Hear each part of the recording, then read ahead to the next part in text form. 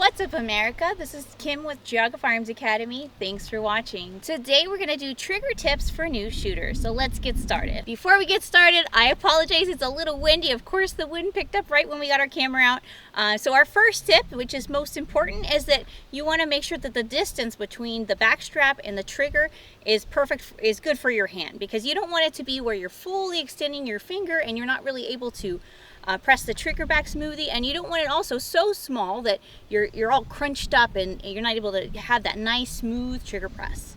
Because what's most important, we always tell people, if you want to be accurate, the two things you have to do are line up your sights and press the trigger without misaligning your sights, which sounds really easy, but it's a lot more difficult. So one of those things, like we said today, we're going to talk about how to press that trigger without all that movement. When it comes to distance, for me, I have small hands, so there are a lot of guns, like we have a 1911, and I love it. It's a beautiful gun, but it's just that distance is too far, and I can't really shoot it very well because it's just too much for my little tiny hands. Another gun we tried, a friend of ours let us use this Beretta, and it was a beautiful gun, but my hands were just too tiny. I couldn't even reach the trigger. So make sure that it's a good distance and that you can press the trigger back nice and smoothly without overextending or without being all scrunched up. And just because it doesn't fit you out of the box, know that a lot of manufacturers have different sizes for grips. So for example, the back strap can be changed out on the M&P. There's 4 different sizes, so you can find one that fits you best.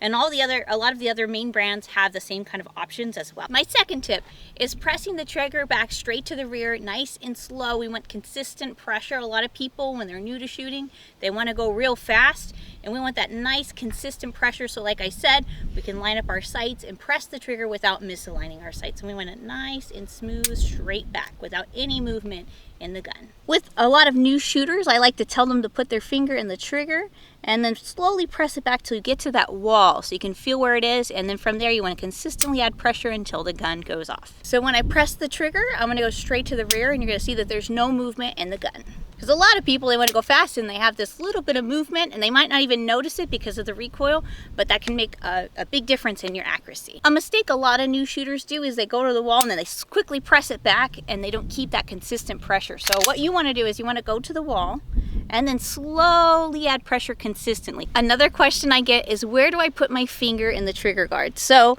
what we tell people is to go to the swirl of their fingertip there and kind of work from there and see what works for you. You don't want to put so much finger in there, you often jerk it more, but you need enough so that you can have enough pressure to break the trigger. And when I have my classes, there are 2 safety rules. I mean, there are several, but 2 that I'm very, very, very strict on, and that's making sure that muzzle is always pointed in a safe direction.